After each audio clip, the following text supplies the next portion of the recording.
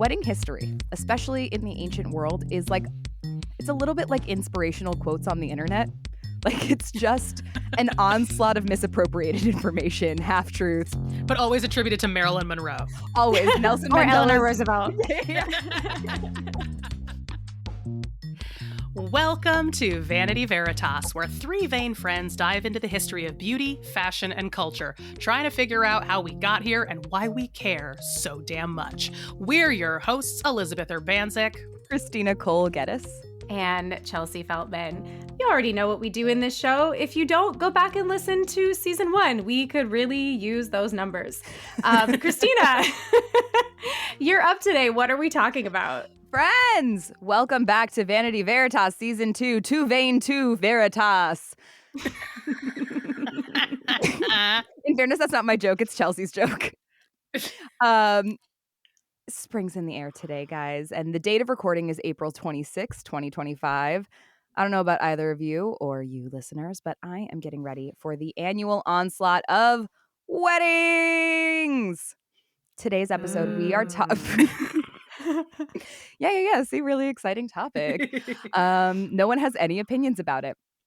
Today's episode, we are talking about the gigantic or tiny party or no party, where we watch two folks get legally bound together to have the governmentally sanctioned sensualities. It's the party that birthed the board game I loved tenderly in 1994, My Perfect Wedding. And its history is sometimes romantic and sometimes sordid, but mostly just illuminating and vaguely unhinged. Pals, we're talking about weddings. Woo! All right. When I say weddings, what does that conjure up for you? Say yes to the dress. Expensive. Drama. Drama. Oh, bridezillas. Bridezilla. All right. Yeah. Bridezillas, money, drama. It's a wide-ranging topic, ultimately, weddings. There is way too much to talk about with weddings. The average wedding in 2025, you guys, is slated to cost around $36,000. Though Wow. I saw another stat that said millennial weddings in 2025 will cost an average closer to $51,000. Jesus Christ. It's a huge price tag to consider for a party. A party and a legal document. A party and a legal document. And look, having planned my own wedding, the mental game of what you do or you do not care about, what the traditions surprisingly hold value to you, and the things that have just wormed their way into your cerebellum, that shit's wild. Chelsea and I both planned a wedding. That shit is wild when you're suddenly like, well, I don't care about this invitation, but I do care that it's not ugly. It's drama. I have a friend who was planning a wedding, and she was not the kind of person who wanted her fingers in everything. She was just she's like, I can't sit through one more meeting with somebody where I have to care about napkins. I don't care about the color of the napkins. Are there napkins? Great. But I can't care about the color of the napkins. And I was like, I get that. Oh, Max and I's biggest fight was because neither one of us cared about the invitations enough, but then we had to care, and that neither one of us could bring ourselves to care. We had a knockdown blowout fight. It was so unbelievably unreasonable on both our parts. So I did this episode with all of that in mind. A lot really surprised me, but the cost of an average wedding dress has not changed in nearly 100 years when adjusted for inflation. Wow. Interesting. Very interesting, right? When I first stepped into this, I was like, so much has changed. I don't know how much has changed. Now, alternatively, the cost of a reception has gone from, adjusted for inflation, $1,000 in the 30s to easily upwards of $25,000 for the reception. Is that so? Sorry, that's in the 1930s. That's 1,000 in today's money. dollars. Yes, it would be Okay. the equivalent of $1,000 budgeted for the reception. Versus now, a reception is easily $25,000. And in terms of guests, yes, maybe the guest count would vary, but it's pretty equivalent. And I also imagine what counts as a reception has changed dramatically in 100 years in terms of the party that you are throwing, and I'm sure that we'll get into this, she says as she shrugs her shoulders. But no. It's like my idea is it used to be like a church wedding and then like a breakfast, and now it's Like a church an lunch, afternoon yeah. weddings and a freaking, senior prom afterwards. So Definitely. Like, how does that happen, right? Culturally, how do we get from point A to point B? So I cannot go into depth about all aspects of weddings, and I definitely cannot encompass the different wedding traditions of literally every culture that has ever existed on the planet. So, for the purpose of this episode, we're talking about the history of mostly Western weddings and more specifically how we sort of got to this idea of the white wedding. A little bit more housekeeping before I dive in. Today's topic is solely about weddings. While it is inevitable to talk about marriage while discussing the celebration, we are not discussing marriage itself. Whole other podcast. very true. So it's probably going to be pretty heteronormative because it's pretty important to recognize that prior to really the 19th century, the concept of marriage for love or even singularly dictating who you marry does not exist. Certainly not in the way that we think of it today. So we're just talking about weddings. Weddings have historically been public displays of an economic exchange resulting in a contractual obligation designated to pass on both genetics and wealth in order to continue a family bloodline. And that was 100% the plot of my favorite board game, My Perfect Wedding. You make it sound so romantic. Gorgeous, right? What is this board game? I am I missed unaware this. of My Perfect. What? I was playing Dream Phone and like Mall Dream Phone, Madness. that's the one I was like, what was the one where you called the cute guys? Dream Phone. Oh my God, My Perfect Wedding was like you had to plan a wedding and you were like rolling the dice to get your budget, and then you like had to pick a groom and a cake and a dress. And I mean, it was hideous. This feels a little bit like a tabletop RPG. Oh, it's It does. 100%. Grab my dice over here. It was 100% an RPG where I was trying so it's funny. This is a deviating, but like I look back and I remember my mom had what's the Barbie Dream Date one from the 60s? Is that what it's called? Barbie Dream Date? Was that a game? Yeah. The board game where Okay. you like got asked I out don't by remember. a boy at the end. Anyway, I never wanted to get Ken. I always wanted to get Poindexter, who like was the one with glasses. That explains a lot Of course about you the way that did. your It life tracks- went and the it man tracks that you so married. hard. But like I remember like I would get it and I would be like, no, oh, I'm so bummed. Like anyway, Just other so than my hot. perfect wedding thoughts, any thoughts about the history of weddings, guys? Pals, friends? Yeah, no, teach me, tell me. I feel like I've heard that a lot of our concept of like the white wedding comes from Queen Victoria, That's what I was gonna or say. from that era. I Mhm. think that it's interesting to me that we've retained this like wedding ceremony when for the most part, like our cultural thoughts about what marriage is and what it function is and what it symbolizes has like really changed from this economic merger basically Yeah. that you described to like, this is my best friend and my soulmate and my co-pilot on the amazing journey of life through its ups and downs. Oh my God. Those, That's someone's Gotta look at vows. your Whose actual vows was vows. that? I was going to say Yeah. not my vows, but somebody's. But somebody's. They should be named. Well, let's like take it all the way back. In ancient Egypt, Jesus.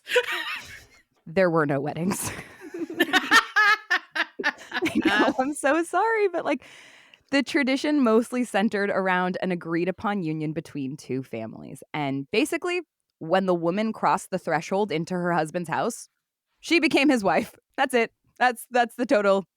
Was there usually like an exchange of goods as well? Yeah, but it Dowry. wasn't done in a ceremonious way per se. It Was was like you arrived with all your stuff. yeah, you and that was arrived, part you of the showed deal. up with your bag of shit and you moved in and that was it. You're shacking up. Like it was entirely contractual basically. To the best of our knowledge, weddings that resemble anything close to what we have today are a little over 4,000 years old. There's documentation on Hammurabi's Code, one of the oldest law books discovered from Mesopotamia that date back to about 1755 BCE. And on it, it states a marriage is a legally binding contract. And even before that, there's Sumerian documentation that states if a contract is not signed and a feast is not held, then it does not matter if the couple have been living under one roof for over a year. The marriage is not a marriage. I can get down with that. I don't care how long you've been living together. I would like a feast in order to recognize your marriage. And that was very interesting to me because it clearly displays that what we now consider to be a party by choice, maybe even frivolously so, was not always the case. A wedding was a public display announcing the physical and, more importantly, the financial union of two people and their families. It was a way to show an exchange of wealth and power, from the most basic level, showcasing a, hey, ladies, he's taken, like a, this man is married, do not let him con you into marrying him also within your local village. But that scales all the way to royal festivities that are literally announcing matters of international diplomacy and public policy. And in the instances of these royal weddings, they would involve large, multi-day parties and events hosting the courts of the bride and groom, parades for citizens, and even filling local fountains across the city with wine to showcase the bounty, strength, and stronghold the royals held on their kingdom. Hell yeah. Right? If there were a White House wedding and literally every fountain was like filled with the best wine, I'd be into it. Enough champagne to fill the Nile. Sorry, please cut that out. Absolutely not. That's staying in. There are a ton of thoughts and questions I want you to keep in mind as we go through this episode, but there's a few that really struck me over and over again as I was researching. The big difference of like marriages from the past and now, truth be told, is that what we think of now as a standard or even like a super small wedding is closer to what historically would be considered a royal wedding throughout time. Like pre-industrial revolution, Interesting. 95% of what you see on Pinterest is for the aristocracy alone. That's wild to me. So we're kind of all having royal weddings now. I would make that argument. I'm sure someone can make a different argument, but I would say in the span of human history, yeah, we're all having what are considered royal weddings. And like, when did that happen? When did we all decide we were going to be queen for a day as a bride, you know? Yeah. It also really struck me that weddings ultimately started as property exchanges. And that means that they were frankly about the groom and his father. How did we get from there to a place where now weddings are, at least in popular culture, really about the bride and her mother? Oh, that's interesting. Yeah, Right? you're right. Because it became like the most important, like it becomes the most important day in a woman's life. And so she has all of this control over it. Oh, yeah. That's interesting.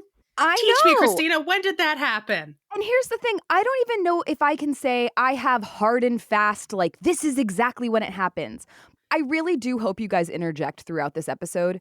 There's so much I want to say, and there's so many places I couldn't fit all my thoughts into. And honestly, a lot about this episode is just me unpacking, how do we approach weddings? I love weddings.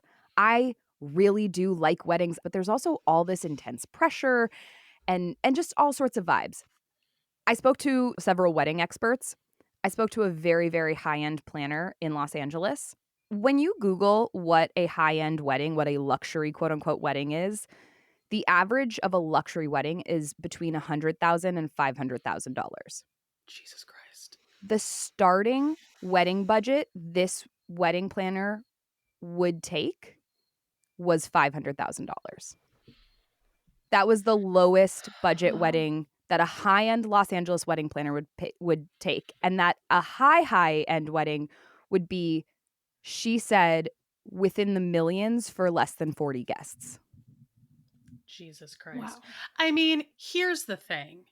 On one hand, that is utterly ridiculous. Sure. But on the other hand, I can also appreciate, it's kind of like people who look down on like going to like 11 Madison Park for dinner and spending like several $1,000s on a meal. Yeah. That sounds ridiculous, but the difference is you're paying for an experience. And the same goes for these enormous, extravagant weddings. If you want to throw a fucking party for people and you have the funds to throw a fucking party for people and hire someone to take care of that and get the best of the best. I mean, I think it's an unnecessary extravagance, but I also can see unnecessary extravagances in my own life, not at the same scale. The idea of a $500,000 wedding makes my brain melt out of my ears. The idea of a as a baseline, $10,000 wedding. a $500,000 Right, as a wedding as a baseline. baseline is Yeah. what really surprised me. Really fast. This episode gets really esoteric really quickly. And it's like super easy to shit on the wedding industrial complex and social media and all of that stuff. But like I said, you guys, I love weddings.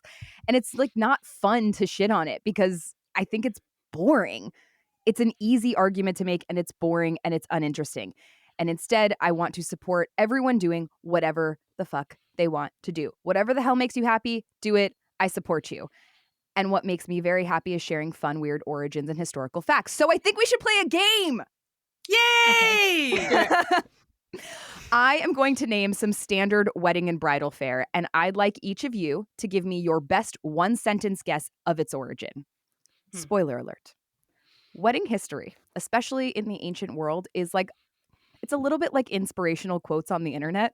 Like, it's just an onslaught of misappropriated information, half-truths, best guesses. Like, it's just often not quite right.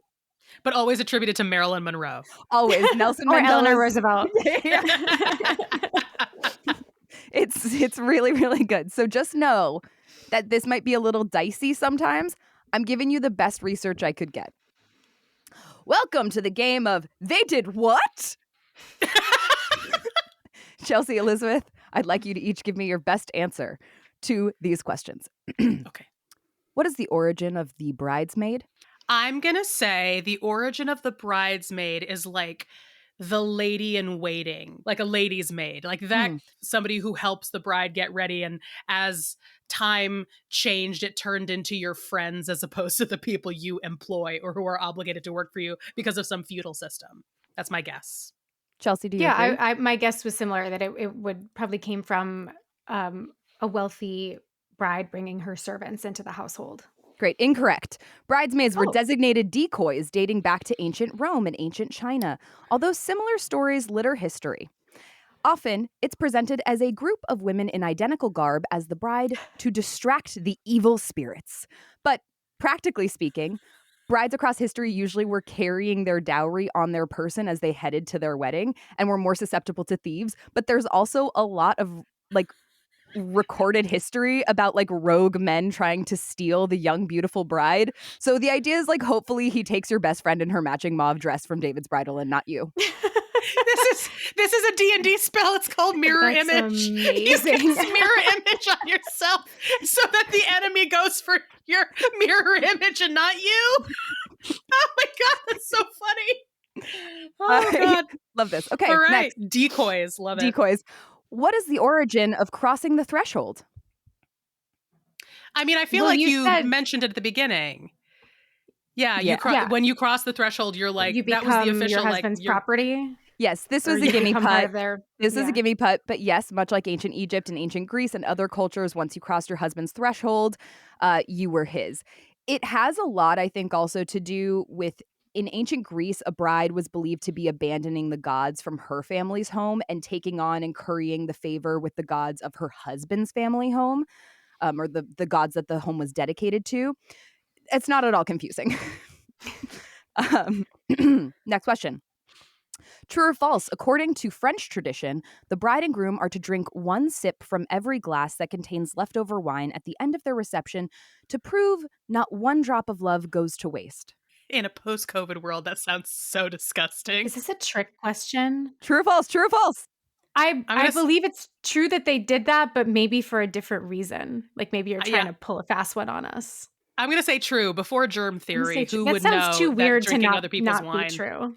Yeah. False. The tradition is instead called le soupe, where wedding guests collect all leftover food and beverage and by some accounts champagne, chocolate, and even trash into a chamber pot. And the bride and groom must take one sip before they consummate their marriage that evening. Yes, tradition still dictates it is done out of a chamber pot. They also serve French onion soup to the guests at the end of the night to help cure a hangover. which is something I can much more get on board with. Yeah, that sounds great. I'm so glad we're doing video so that face I made could be captured. Jesus Christ. No. I almost didn't add that now in, but I was drinking like, out of everybody's wine glass sounds like very, very much less reasonable. Yeah. so easy. Where does Oh the my term God. best man come from? Oh my God, these faces. Because it's kind of like a vice president. Like if something happens to the groom, the best man can step in. He's like next in line. Yeah. I like that. Like he's like, yeah, if something happens to the groom before he makes it to the altar, he's designated his associate, like in a duel, like his second. Okay. You're not wrong, but this comes from the term best man with a sword. You'd want your best bud as a bodyguard to help fight off those evil spirits. It's always the evil spirits. Or evil spirits and raiders. Or thieves like pirates. from ruining your wedding day. But actually, more likely, the best man was someone that you could trust to physically wrangle your bride from running away from you during your wedding and the honeymoon period. Wow. Mm-hmm. Oh my God. He's the valet from Titanic. Oh it's my God. That guy. Actually deeply upsetting. I was like, wait, what? The best man isn't just there to hold a ring. He's there to like hold you down. Hold me down. Hold you down. Jeez. Anyway, That's think rough. about that. Think about that. True or false? Brides wear veils to disguise themselves from evil spirits. True. False. You didn't know what... Is it both? It's both. It's a trick question. It's both. My understanding is you wear a veil because in the olden days, you didn't know which daughter you were getting. So you it's not until like, I now pronounce you man and wife, that the veil came off and it was like, oh, let's hope she's the pretty one. You're both very correct. It's also likely a combination of across time and culture to show piety. It's often fashionable to wear a veil historically, and likely it was to obfuscate the bride and groom's faces from each other before their union in case of big uggo energy. Why do we wear this is the hardest sentence I've ever said in my life. Why do we wear wedding rings on our ring finger? Is the question why we wear wedding rings or why on this finger? Because in other countries, in Europe, they wear it on the right hand side. But why always on the ring finger? I have no idea. I know it's the weakest finger. It can't move without the middle finger. So I maybe like the logic here. You need your partner to be, I don't know. It's stronger in pair in with its partner. I don't know. I'm sure that's not it. That's very sweet. In the ancient world, Middle Ages or ancient Rome, depending on what source you read, it was believed that there was a major line of energy that went directly from your ring finger to your heart. Oh, cute. It's cute. Yeah, that's and nice. It's historically sometimes on the right or the left, but usually it's almost always the ring finger. True or false?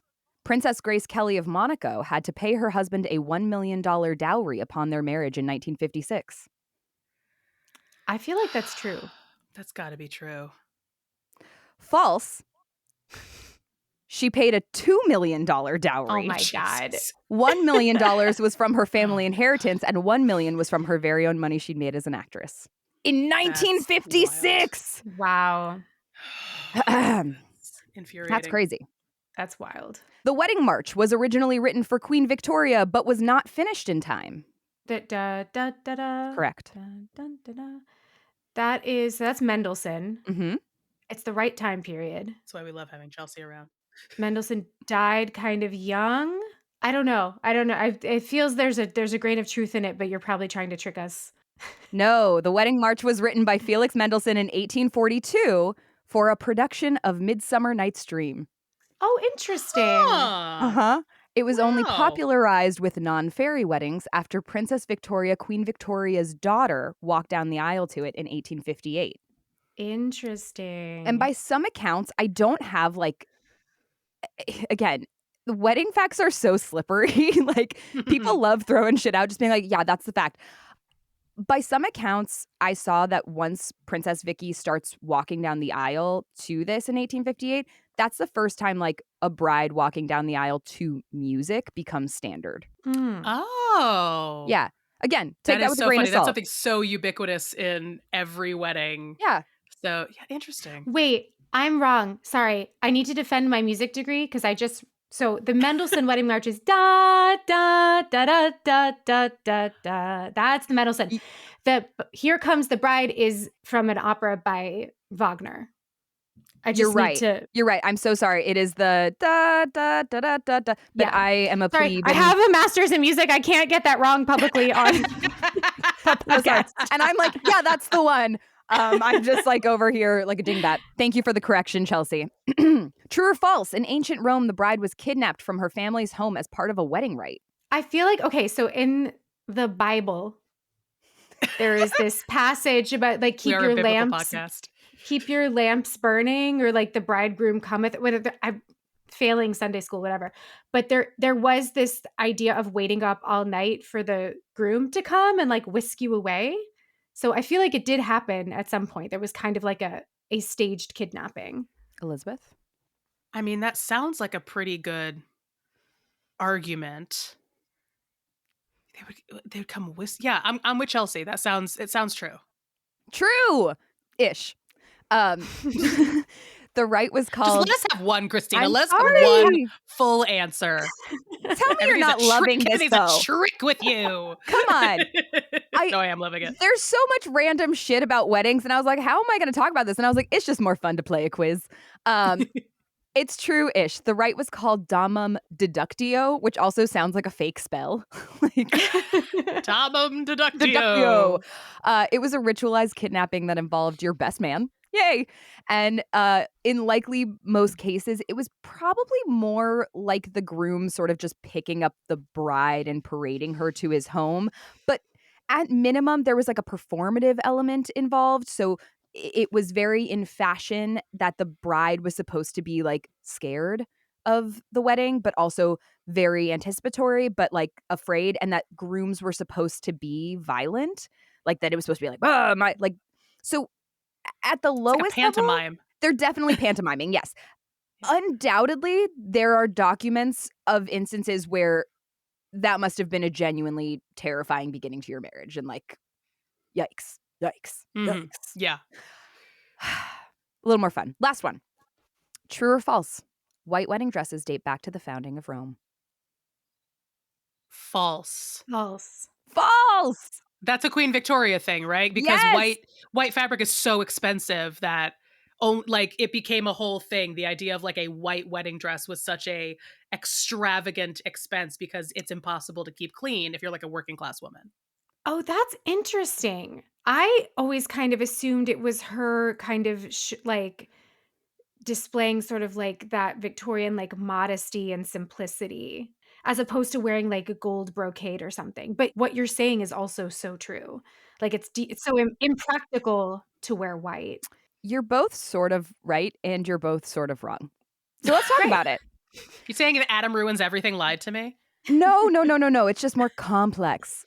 Queen Victoria did, in fact, popularize the white wedding dress in 1840, which I want to point out gets a lot of heralding of like, she completely subverted the wedding tradition forever. But when we stop and look at it in terms of her like shirking tradition, she sort of doesn't. And it's really funny to me that she gets all of this credit for it, because I'm like, yeah, she created a trend, but like, it's not insane what she did. White wedding dresses are seen prior to this point. The first documented white wedding dress is for Philippa of England in 1406.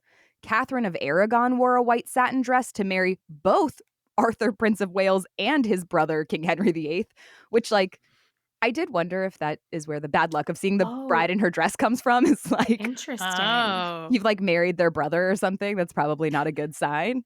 Mary, Queen of Scots, also wears a white wedding dress in 1558.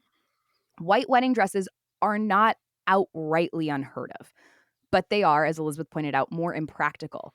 First and foremost, a wedding dress, even that of the highest born royalty, was expected to be worn many, many, many times. Let me say it again. Your wedding dress was expected to be worn many, many times. The concept of a single-use item is not a thing. Queen Victoria herself wore her wedding dress on multiple occasions throughout her life. I can barely wear a white t-shirt for more than like 3.5 minutes before it is stained. Oh yeah. I remember when I very recently sent you guys a video message of me wearing a white shirt at the end of the day to show you how proud I was that I did not spill anything on it. Right. Which brings me to the point that Elizabeth was making. White was very difficult to keep clean. What does white usually need to stay pristine? Bleach. Bleach. Yes. How would you bleach something? They used urine. Urine. Correct, Chelsea. Human urine contains ammonia, which works as a whitening agent. So pre-industrial revolution, the way you would clean white clothes is by collecting pretty large amounts of urine from chamber pots and then soaking the white garments for an extended period of time. After you ate your wedding meal out of it. Hot. Right. Yeah. You actually just save it all forever. Wow. It's just a pottage that just lives there forever. So gross. Here's the thing. Even the average rich person didn't have these big peepee resources. Like, it's wasn't just nearly not enough asparagus going around. It's not practical. It's like you don't have the time, you don't have the resources. It's really, really difficult. Again, you needed to be wearing this time and time and time again. So historically, brides would have worn the best dress they had, and specifically a dress made of the most luxurious fabric that you could afford. It's important to note, cloth is woven by hand. Garments are made by hand, and the money you would spend proportionally on your clothing was excessively more expensive than what we talk about now. So much so that like your clothing was considered currency that often was part of your bridal dowry. Like how many dresses you brought with you was part of a negotiation. It was that valuable. So how does Queen Victoria decide to wear white? It's because for her, it is the most luxurious fabric she can afford. Her wedding comes right after the advent of machine-made lace. Lace is now more accessible to the public. So what does a queen do? She chooses to use handmade lace for her wedding dress. The lace on her wedding dress is so intricate that it keeps 200 women employed for 9 months. Wow. That's pretty incredible. It was worth its weight in gold. Like, it was literally worth its weight in gold. It was so because old school, prized. like, handmade lace. That's why on all those Dutch paintings, they're always wearing, like, those Lace. insane Like big lace and collars and all those things, because that was such a show of wealth, because you could hire people to make this incredibly expensive, time-consuming, artisanal fabric for you. Right. So I want to address Chelsea's point. This idea of it being like modest and virginal, that actually sort of gets placed onto white dresses far later in the 19th century with like romanticism and sentimentalism. That's not really why she chooses to wear it. She chooses to wear it because it's the finest cloth she has. She's doing what the top 1% always want to do. They want what the plebes cannot have. It's absolutely not unlike how previously royally, generally speaking, preferred garments made with, as you were saying, silver or gold threaded cloth. So while Queen Victoria didn't wear a gown of glittering gold, or she chose to wear a wreath of flowers on her head instead of a bejeweled crown, it's also not like she stripped down and did the Macarena. Like, she didn't take a blood oath and force Prince Albert to get on his knees and bind himself to her in some like ritual S&M activity. Like, she sort of just did what royals have always done. She threw the largest wedding she could with an open carriage so that the adoring public could see her during daylight as opposed to having a wedding in the evening. But like, is that subverting the wedding industry by that point? Like, I don't know. I feel like she was just doing what we now call quiet luxury.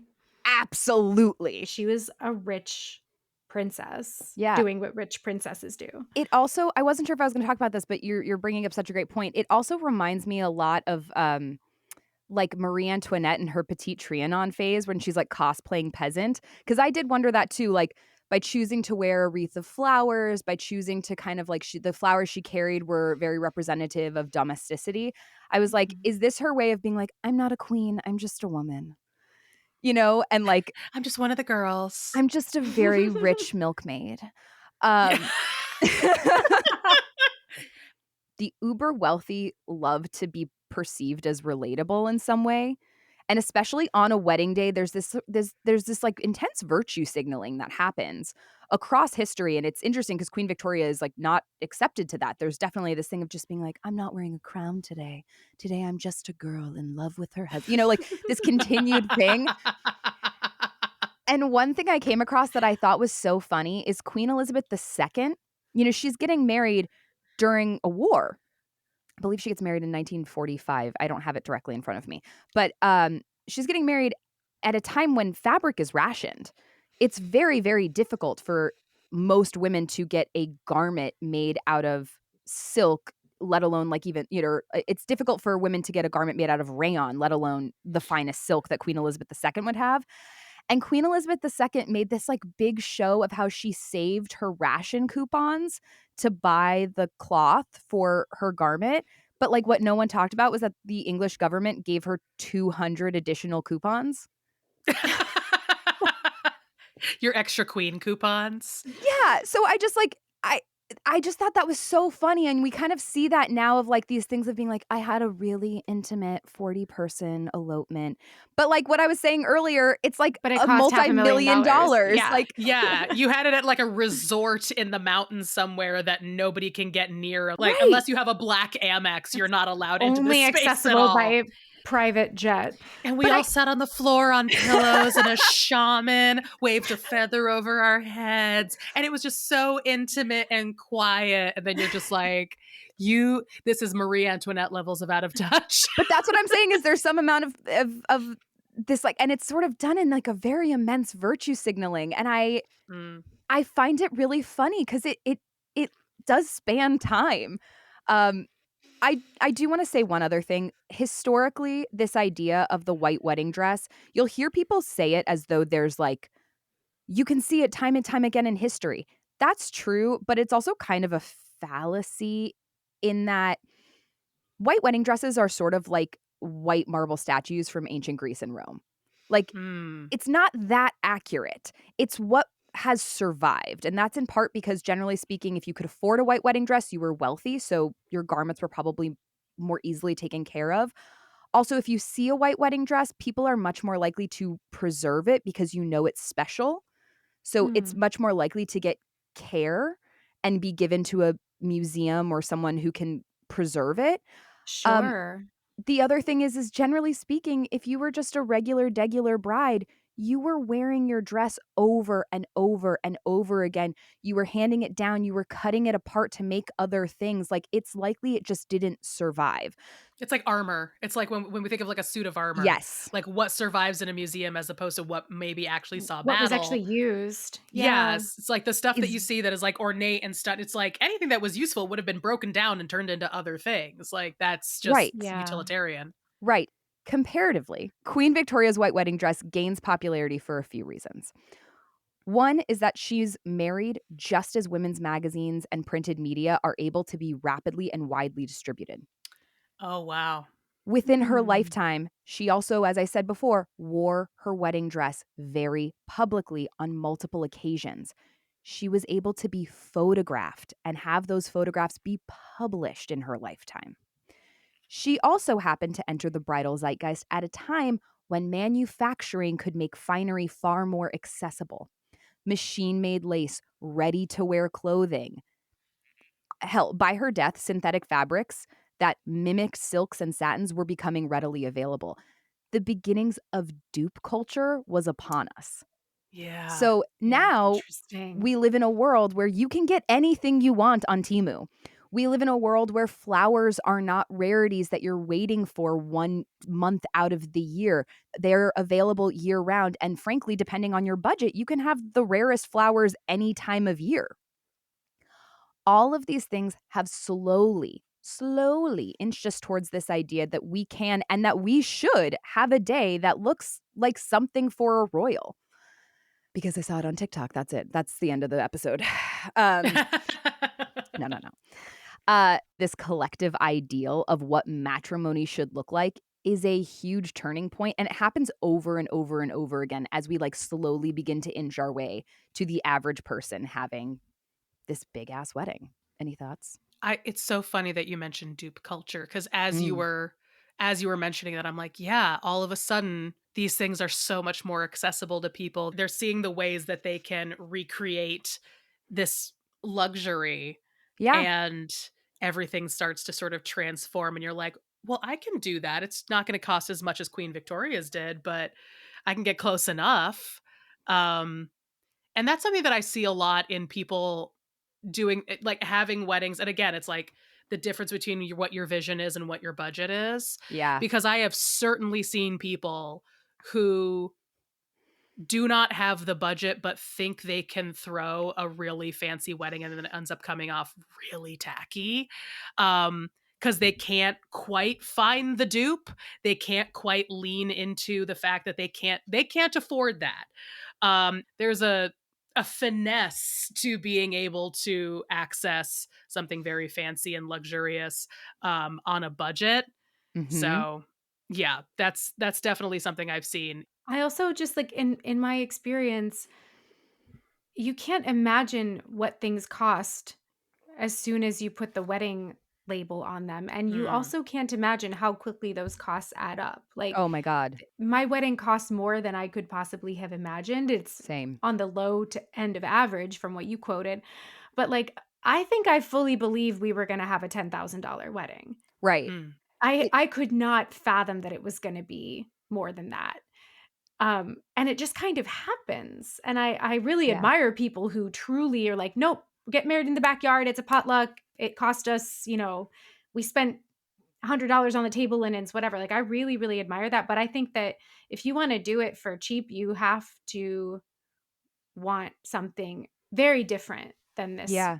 sort of white wedding that we're discussing. I also Mhm. I wanna touch on this because I think this is part of the conversation I was so excited to have with you guys, which is just like, why do we want to have some of these things now?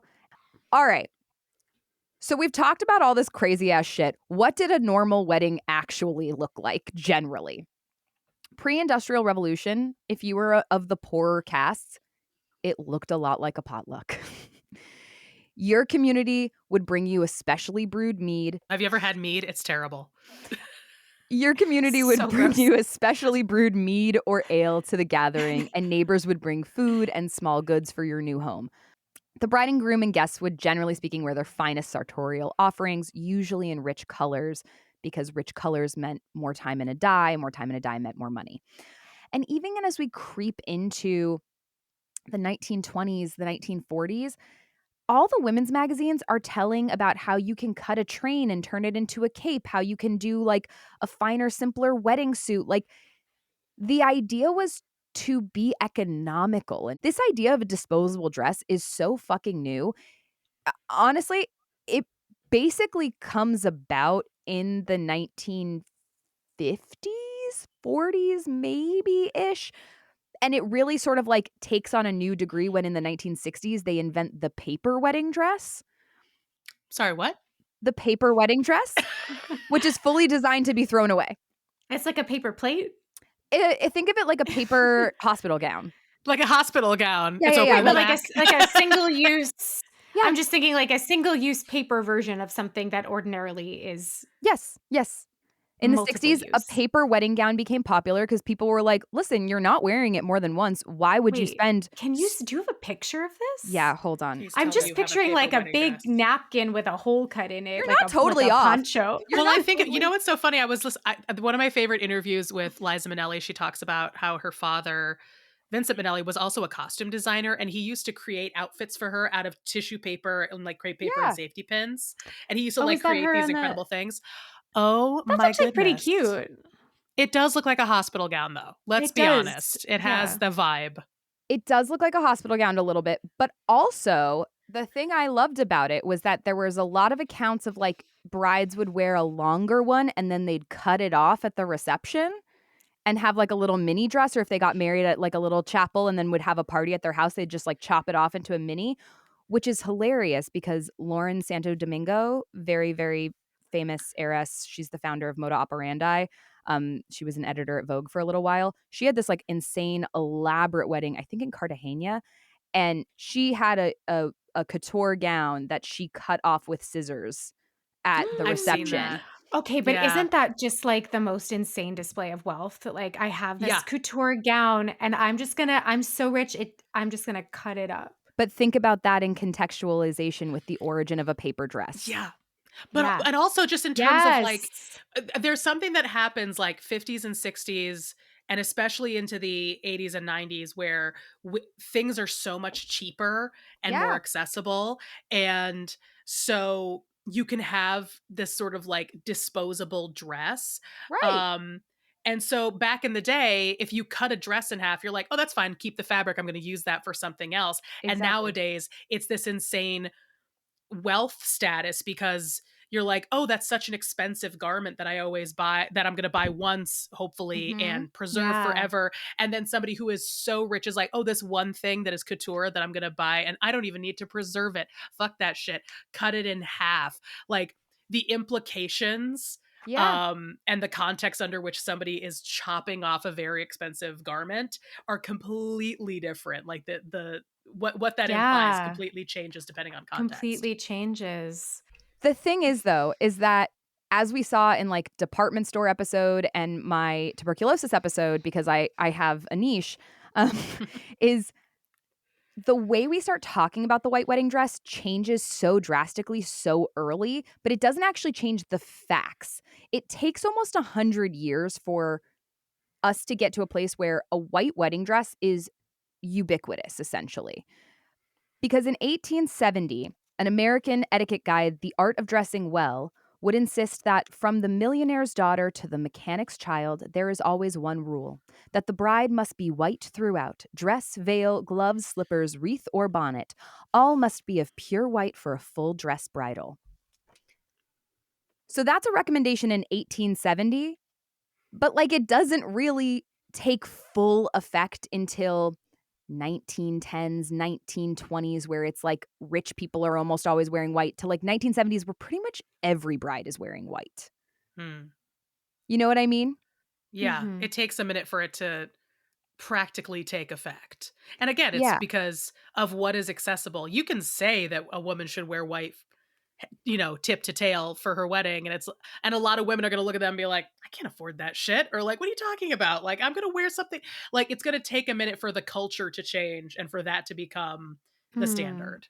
I also, a thought I had throughout researching this and talking with different people in the wedding industry is there's this really cool pipeline. I don't know if it's cool actually. It's a pipeline. It's just there of when someone does something unique and then it becomes a trend and then it becomes a standard and then it becomes tradition. And It's we've the reached Yeah.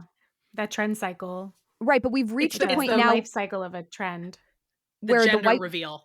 yes, yes, yes. But we've reached a point now where a white wedding dress is traditional, but the tradition isn't actually attached to anything. You know what I mean? Like, Hmm. it's not actually attached to a real value system. It stemmed from a trend of a rich person. I have a question. Yeah. Well, I had one thing, but we've sort of moved on. But I was thinking about, do you guys remember like trash the dress photo shoots? Ugh, yes. Which I look, people I know, people in my family have done this. I have never quite understood it. I am unaware of Um, this. What is this it's like trend? a photo shoot after your wedding where you like go hiking in your dress or like go wade into the ocean in your dress. So you take these kind of like actiony type shots. Christina, feel free yeah, to yeah, weigh yeah. in if you So have a different. it becomes really popular in the It feels like a very like 2000s. early 2000s, Yeah, early Okay. and yeah. it's basically like after the wedding, people would like dunk the bride into the ocean, or they would like put the cake and wipe it across the dress, and you'd have photographs of it, or like they'd put paint on it or whatever. It's very much a display of disposability. Well, I was Yeah. thinking about it with cutting Right, the right. heiress who cut her dress, and then how this trickles down to like a middle class thing where you're Yeah. like walking into a mud pit in your David's bridal gown. It also there's something sort of like early 2000s feminism about it too, Yes. of Oh, just like, I'm not interesting. just this white bride. I have like there's something like subversive about it. I can drive a monster truck Yes, to a exactly. sinkhole. It's like, I am not some virginal bride. I lean Right. in, like all that kind of shit. There's Right. something to it about like girl boss Yeah. feminism. I'm not quite sure how much it took off, but I remember it was a thing. I remember seeing these on Facebook, and It's I feel like definitely it's interesting. It's maybe like it starts with these rich people, cutting up their couture gowns, and then trickles down to some tragic bargain bin yeah. where, so it Right. goes a little Cerulean gowns. like a cerulean sweater. And now it feels, as I'm describing it now, it feels very passe. So it kind of went through that life cycle that you were just talking about. Right. And I think that that's again, this is all bang on, which is like these things, this idea of disposability is Well, when you can buy a nice looking wedding dress from David's Bridal for $500 right. and you decide, well, I'm never going to wear this again anyway. So I might Right. as like it does, not saying that those dresses are relatively cheap and are Oh, mass produced and probably historically cheaper than a wedding dress has exactly. ever been. Exactly. And it is not something you can reuse. It is not something that can be repurposed. So like what are you going to it is that disposability. Even though it's weird to talk about a dress that probably still cost, maybe even up to $1,000 or something, as being disposable, but it is really designed as a single-use item. Absolutely. And I think it's so interesting to see this shift and I know we focused a lot on the dress, but I do think it's like a huge, huge, huge marker of these shifts because like that disposability sort of starts to apply to everything in a wedding reception. So I want Mhm. to take us back a little bit. Because we were talking about wedding receptions from ye olde times. And they do scale up for a normal person. It does scale up a little bit, but like only marginally. More often than not, receptions from the 1800s, even to the 1950s, were, as Elizabeth said at the top of the episode, they were relatively simple. They were held at home or at a local church, maybe some combination of the two. Refreshments were more often than not usually like cake and punch, maybe some small nibbles, some light sandwiches. Maybe if you were well off, like a lunch buffet. And you could get away with that because thanks to Queen Victoria, you were likely getting married during the day in this period. Mhm. An evening affair would have been something that was reserved for quite wealthy people. Well, yeah, to feed that many people for like it'd be a dinner. Like Right. it's It would what be we now consider like an a evening wedding sit-down with a full dinner, sit down dinner. Yeah. which is now what is considered the Kind of standard. standard. Yeah. Yeah. Like that was not the case. One of the other things I thought was interesting is that across time and economic statuses, one thing that has not changed at all is that gifts were given to both the guests and to the bride and groom from the guests. And that Hmm. basically just shifts ever so slightly with your proportional financial standing, if you will. Mm. So, like, if you are very poor, your guests are bringing you things like handmade brooms or bread or ale, and maybe you are gifting them with like the potluck that you're all sharing. If you were a little bit more wealthy, it was standard to give your guests gloves and fans and a Hmm. parasol, which I think is funny because that's like come back into fashion. Where like, you know, if you're in a sunny wedding, they're like, please take a parasol and sunglasses on us. Um, I also think there's something so interesting about this history and the headspace that a lot of contemporary brides have mhm, about gifts, like what people bring to the wedding, and they see it as this transaction. Like, I threw you a party right. and gave you a meal. How dare you only give me $50? Like, I'm sure you're both aware though that like in some places, I think this is particularly true in the Northeast, and it's kind of fallen out of practice, but the correct etiquette is to bring a check to pay for your meal. Oh, wow. I didn't know that. this is what I'm saying. This Like is this idea of like you should be bringing money to help pay for yes. the experience, as opposed to these people have chosen to throw this party that you are Right. invited to celebrate them. It's this Yeah. idea of this, again, this transaction, and it's like that's not what this is. Like, you should Right. show But up with enough money to cover your to plate cover your and your plate, plus one. exactly, and it particularly in the Northeast, I remember I had a friend who got married, and she was telling me, she's like, "Just so you know, like, I don't really care, but there is this expectation for my parents that like people will show up with a check to cover their plate. And I was in disbelief. I was like, that sounds so tacky to me. Yeah. It is incredibly But tacky. to them, it's tacky to not show up and not pay for your meal. Right. But this is one of the things where, like, there's this sort of star-crossed I'm making an X with my hands, like, ships passing in the night where things cross from, like, what would have been assumed for royalty and aristocracy and what an average person would have done, which would have been, like, historically a potluck where the guests are bringing You've brought the food. you've brought the food, you've brought Yeah. support to your guests versus hosting a, multi-day regalia for royal courts who are coming into your kingdom. Oh, that's There's this, so like, ships passing interesting. in the night that happens, like, around the turn of the century, really is, like, when you start to kind of see this crossover and then they bend towards each other where you're expected to throw something, but the people who are expected to throw something can't necessarily economically afford to host Yeah. the wedding they Right. have an ideal of. It's like a keeping up with the Joneses kind of thing. We Yeah. want a royal wedding on a peasant's budget. Right, and Yeah. then, like, where does the etiquette then lie? And also the more etiquettes we invent around weddings, the more things we can sell to a bride and Mhm. groom.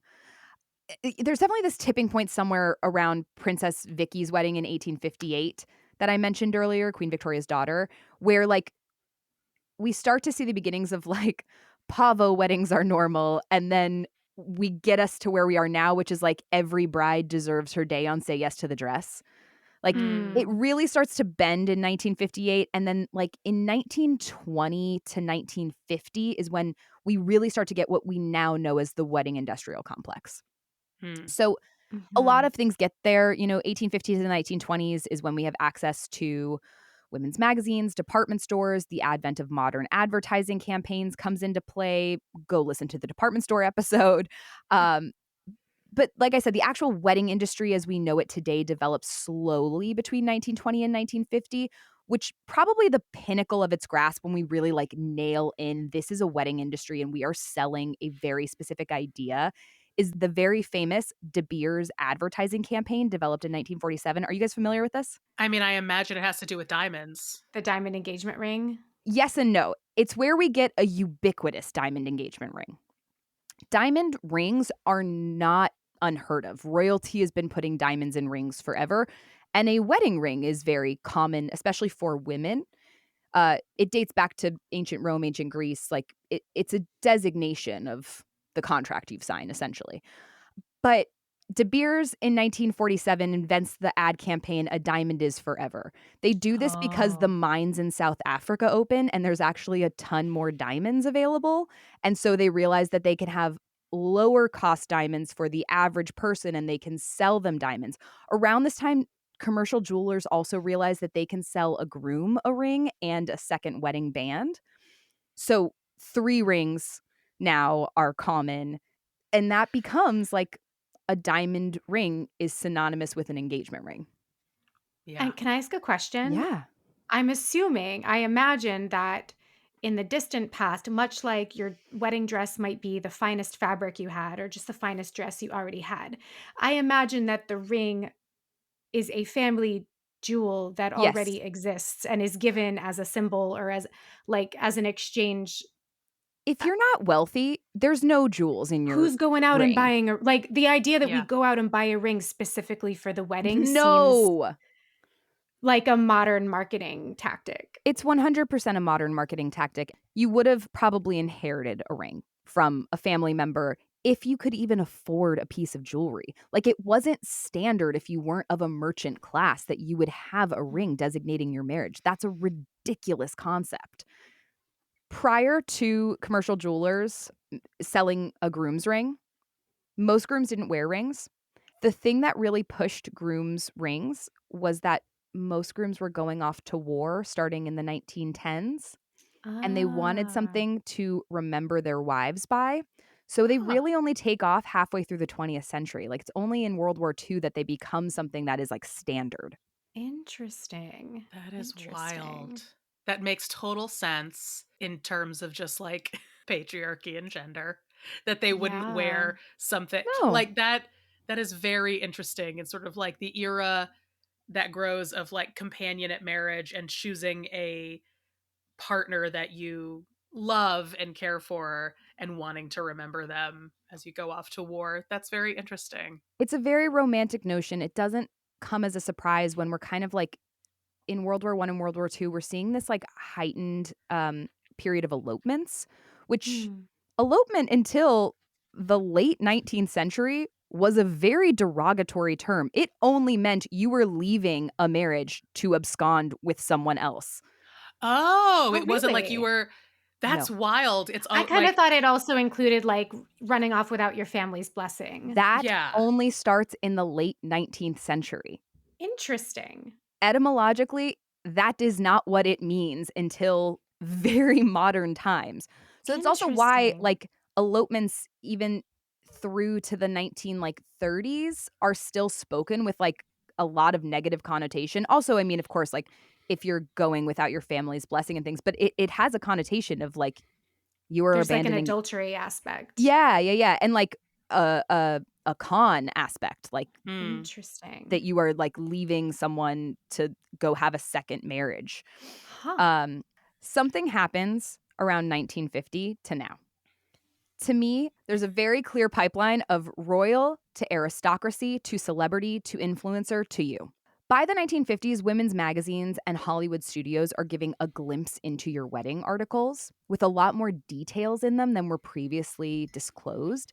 In part, Hollywood's to blame because often film studios would pay for all aspects of their actors' weddings. So, like, Mm. all of Grace Kelly's gowns for her wedding to the Prince of Monaco were paid for by the studio. That makes Wow. sense. Interesting. That makes a It was lot of sense in terms of PR. It's free PR. So all of like Elizabeth Taylor's weddings paid for by the studio. The gowns are made, the suits are made, the cake is made, the photographer is paid for. So not only are we seeing them, but we're seeing kind of lavish weddings or expensive chic weddings are suddenly something that you too can look at because the studio wants you to see them. They want you to want to be them. They want you to go see that actor's film. We see that then parlay into things like Jackie Kennedy giving America a tour of the White House, that inside look, this hyper personal, you too can see behind closed doors sort of feelings. And when I think about Mm. how I know exactly what Jennifer Aniston and Brad Pitt's wedding photos look like from People magazine in like Mhm. 1999, you know what I mean? It's not hard to see how we get from there to say yes to the dress in 2007, right? Where Yeah. any person can go to a bridal salon in New York City and you fly in 4 dozen of your closest family and friends to get this like hugely expensive dress. You have become princess for a day. When social media kicks in, game's over. Like, game's over. You are a celebrity. You have your own printed layout. You are People magazine and you get to share it. And I asked the wedding planner I spoke to about like, do you think about social media? And she's like, it's bad business not to. Mm. Mm.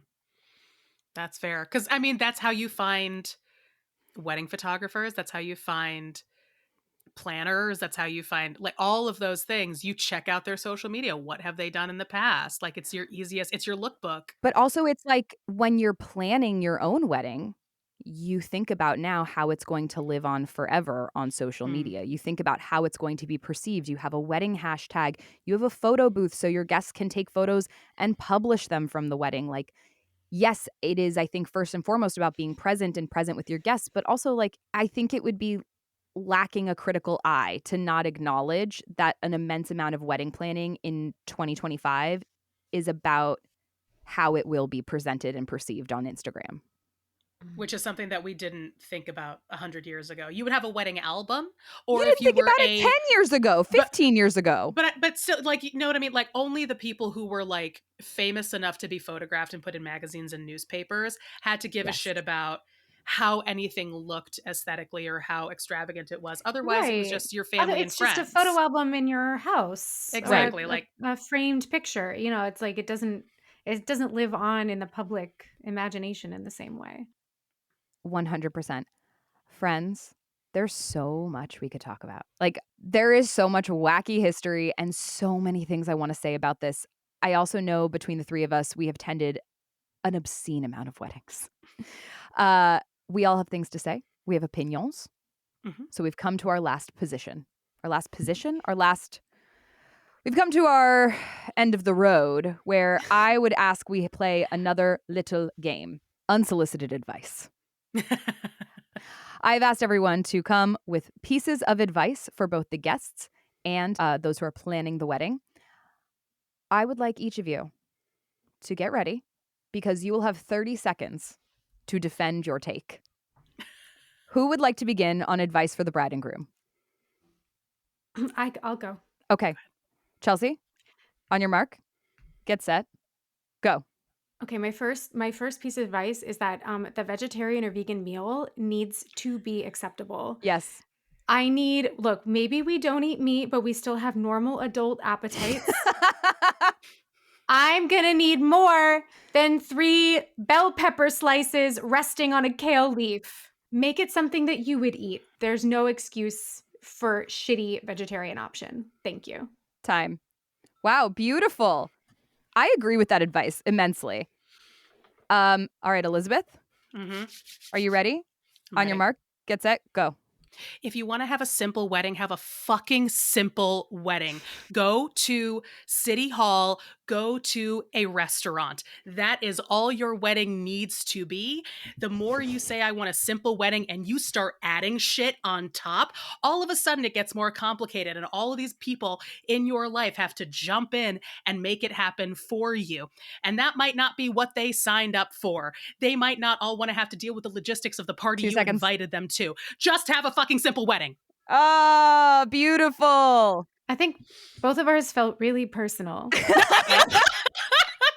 It's not that I'm not thrilled to be there and celebrate you, but like the more you try to add more of the things you think need to be in a wedding, now that we know sort of like the A to B from trend to, tradition, please have a Carrie Bradshaw wedding where you get married at City Hall and you go to a diner. Like that is a simple wedding that asks very little of your guests. This is interesting though, because I fully agree with you. And I think that if you need a lot of logistics run during your day, you should hire somebody and pay them to do it who is not also a guest, Correct. not also there to enjoy the wedding. But something that I struggled with during my wedding that I actually had to be kind of sat down and told was I so badly didn't want to inconvenience Yeah, you have people, to. specifically family members and friends, that at one point, I think it was my husband, my now husband, sat down and told me, like, my mom feels sad that you haven't given her something to To help do. with. Like, you need, like, or he didn't say it. He was like, I think some people really want to help because it would like mean a lot to them. Yeah. And like, they're receiving this as you don't want their help or you don't want their involvement. So I really had to, it was very humbling. I had to be like, oh, and it was beautiful to realize that people, like my friends wanted to throw a bachelorette weekend. Oh, it was great. I threw a great one. It was great. Christina did an impeccable job. I did. But like I was so afraid of inconveniencing people, of asking people to spend money, that like I just kind of like tried to nope out of all of it, and it actually like ended up kind of hurting people's feelings. So I think there's a balance to be struck of like gauging when people want to help you and want to do nice things for you and just like allowing yourself to accept that. But it very easily, I think, and more often perhaps, swings the other way where the brides are making insane demands. So I love that that you guys went way over 30 seconds on this. Listen, look, sometimes Christina, you did you really think? Why do you think I put a time limit on it? Okay, hold on. It's my turn. Exactly. It's my turn. I'm setting my own timer. Go. If you are getting married, please register for crystal and silver. I promise you, someone will buy you crystal and silver even though you don't want it. I know you think that your family's not wealthy. Someone will come out of the woodwork, and if you do not register for it, you can't return it and you won't like it. It will be engraved.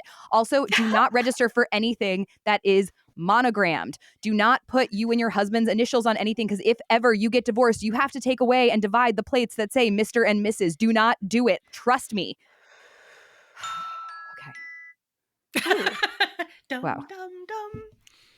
Fantastic That's advice that you did give me, and that I'm so glad that you did. And I still ended up with a monogrammed crystal item that was not on a registry. Can I tell you, I give this advice to everyone, and I have told, I think, like 5 different friends, I'm like, register for crystal. I know, and every single friend says the same thing to me. And I say it because I had this happen. Like, they're like, I just don't think my family is a crystal family, Christina. Someone is. Someone Mm. is. The olds love to give crystal and silver. I don't know where in their brain, in like what Good Housekeeping issue 1991, they fucking took on that you have to get a couple crystal, but they will. And it'll be an ugly ass candy dish that you cannot return. It'll be some like paper swan weight. And you're going to be like, what did I do with this? And it's like $350 and you just have to own it versus you could return it to Bloomingdale's or wherever you are registered, and like then you have that money to buy something that you like buy a juicer instead. I don't know, like just get something other than crystal. And I do have a friend who had to who sadly was divorced and all of her shit was monogrammed. Oh no. And you can't even like sell that on Facebook Marketplace What you to gonna somebody do? else unless they have your same exact name and are getting married by chance. Just don't do it. Just go simple. I promise you. And like every person I've given this advice ends up texting me within a month and they're like, the first gift I got was crystal candlesticks. Like the first gift I got was like something crystal. And I was like, I don't know why, but they want to do it. All right. Advice for the guests. Who would like to go first? Elizabeth, do you want to go? Yeah, Okay. sure. On your mark, get set, go. Put your phone away. Put your phone away during the ceremony. It is being professionally photographed 9 times out of 10. Your shitty wedding video on your little iPhone is not going to be better than whatever professional photography or videography is happening. Videography? That's a word. Is happening. It messes up every photo. It takes you out of the moment. It looks so like it just put your phone away, live in the moment, take pictures at the reception, but just be there for the bridal party.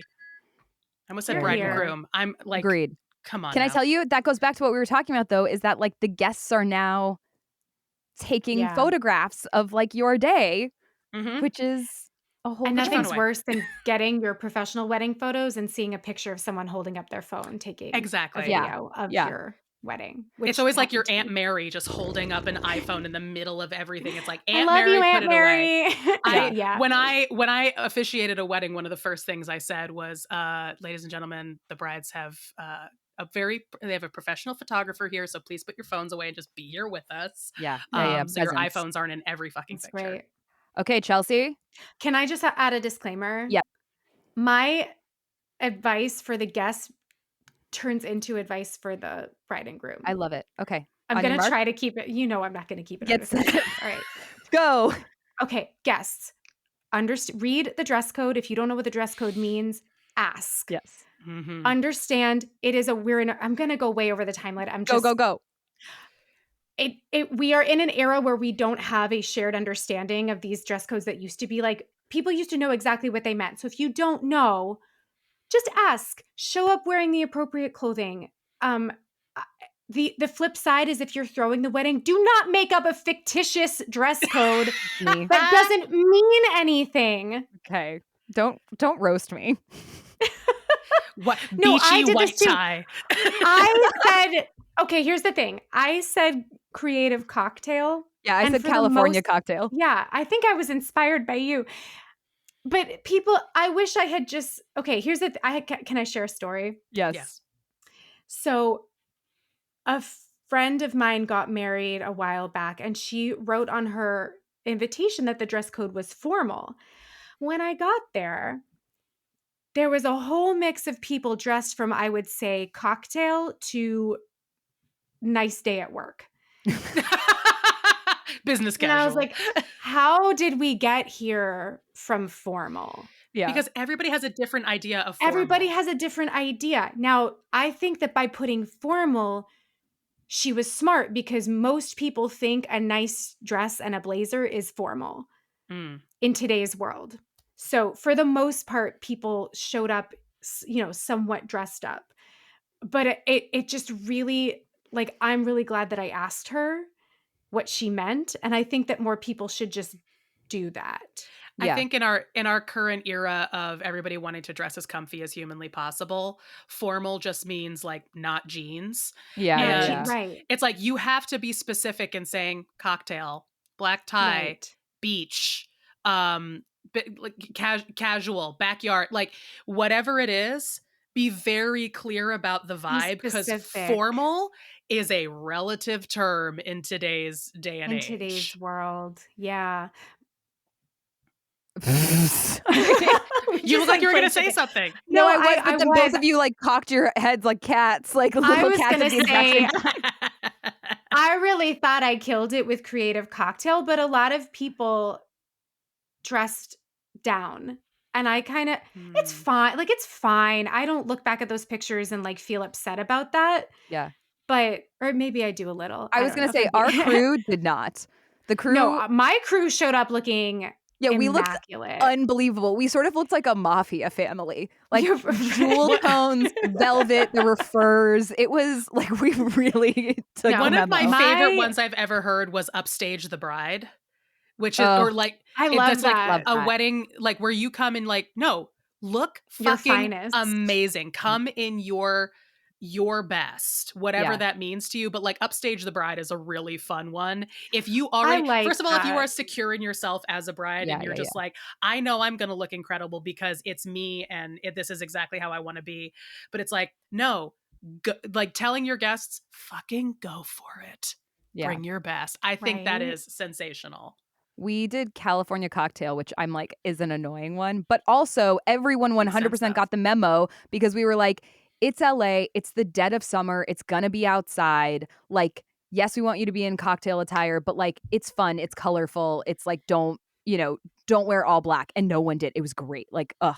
It's still Elizabeth wasn't at my wedding because we had met like 2.5 months, 3 months before I got married or got Mhm. like not long. Like we hadn't been friends that long. It was very, very You got I got engaged at engaged the right end of after.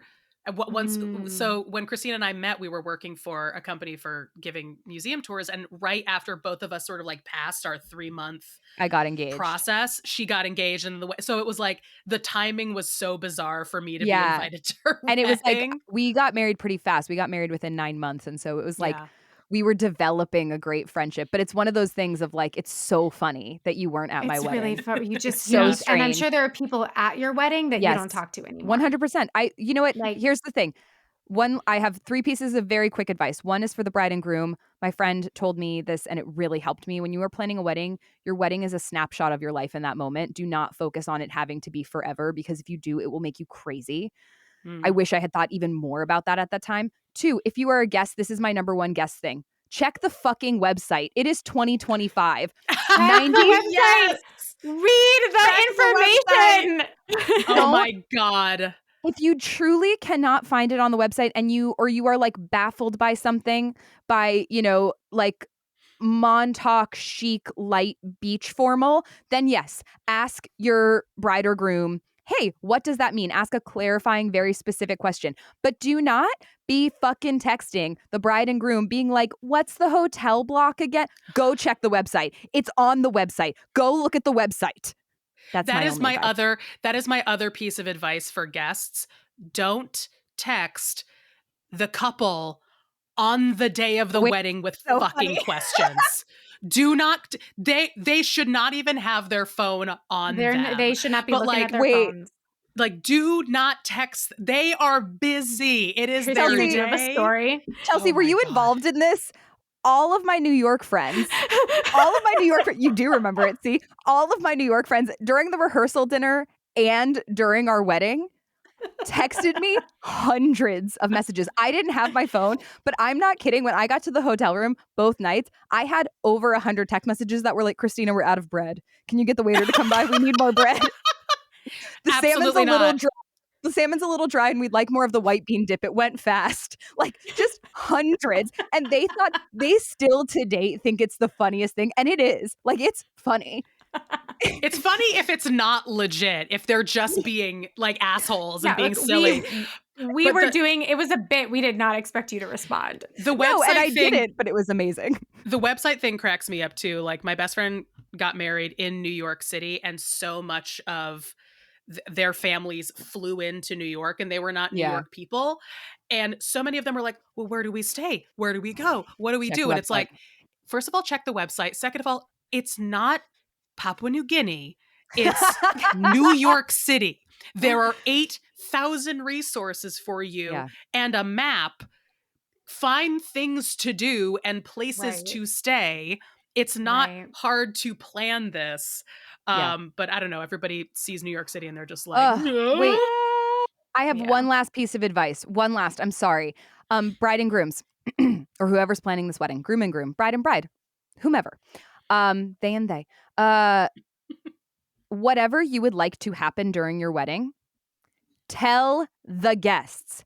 If you spend money on flower petals to be thrown, tell someone, have your planner tell someone, designate a bridesmaid, a friend, someone being like, hey, after we say I do, throw the flowers in the air. Everyone else will follow suit. But if you do not tell anyone that you're supposed to dance or shout or stand up or applaud, people fucking won't do it. And then everyone's standing there or sitting there holding a very expensive bag of rose petals that you have purchased, going, Just do we now? throw it now?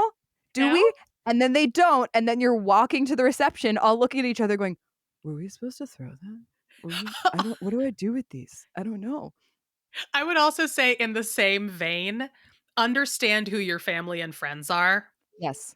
before you're like, Yes. and then I want the vibe to be, we all dance at. I'm like, Yeah, if yeah, you yeah. have a really uptight, like waspy Yeah. family, like they are Don't not ask them gonna to do a throw- flash mob. Like it's They're not not going to do like the New Orleans, like, but like that's not going to be No. the vibe. Like, understand who you have invited to this party. Yes. Yes.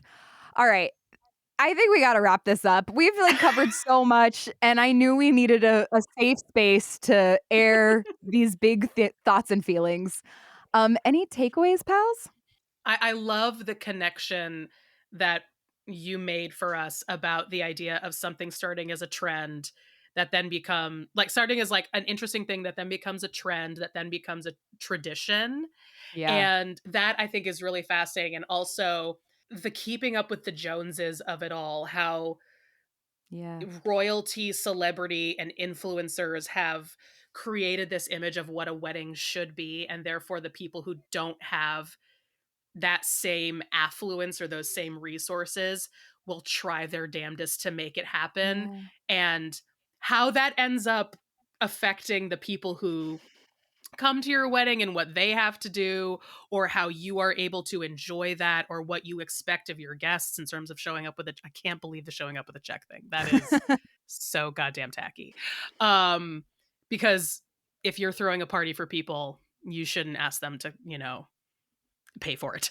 But that is, the way that throughout history, the way how ordinary people have tried to keep up Yeah. with the people who have far more resources than them, and how that has turned into a whole industry of feeling less than on that day because you can't like compete. That's really, really fascinating. Chels. I was so struck and surprised by the element of like not just dupe culture but like disposability, one-offness, Yeah. and how it seems like a wedding used to be something quite different rather than the one most important day in your Yeah. life. Oh, that's such a good point. Like it used to be something just different in the sense of how it functioned in the community and Mhm. what was expected. And I wonder, like we all know the economy is going to shit. I wonder what changes we're going to see, or if we're going to keep leaning into this aspirational kind of Yeah. unsustainable Yeah. way of thinking. And also I think we should go back to kidnapping. Bring back kidnapping the bride. Like Yikes. pretend kid. It's like a little murder mystery dinner Wouldn't production. that be such a fun? Oh my god. Okay, that's okay, it. that I'm down with. That I'm down Wait, with. murder mystery dinner wedding? Are you kidding That's me? so great. And the surprise at the end is that they don't get murdered; they're getting married. They're getting married. Aww. I'm doing it. I'm Do it. under Let's do it. That's the one. When I get married, if I ever get married, there will be at least a murder mystery. What is it? The dinner beforehand. The rehearsal Rehearsal dinner. dinner? Rehearsal dinner. Yeah. Oh yeah. We did good we old-fashioned Need a whodunit. rehearsal for the rehearsal dinner. I will say we had Chelsea's sister write a murder mystery My for sister her wrote a murder bachelorette mystery. dinner. It was the best night of my life. It was, and we all were given characters from different characters Chelsea had played in plays and musical throughout her childhood. Oh my God. It was great. It was That's great. incredible. It was great. Pals, thank you so much for being here today. And I think the takeaway I hope our audience is taking home is just that, like, weddings can be amazing and great and fun, and you should do whatever makes you happy. And I just want you to think about why you're doing all the things you're doing. And hopefully some of these things today make you feel a little less melty downy when someone tells you that you should have used a fancier stamp on your invitations. Well done. Who wants to take our outro? Chelsea, right?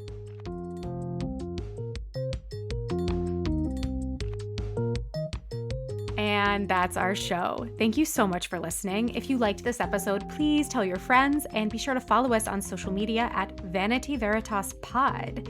We'll be back in 2 weeks. And in the meantime, remember, trends come and go, but vanity is timeless. I panicked saying we'll be back in 2 weeks. I was like, will we? Will we be back? Hopefully. Well, If we're not,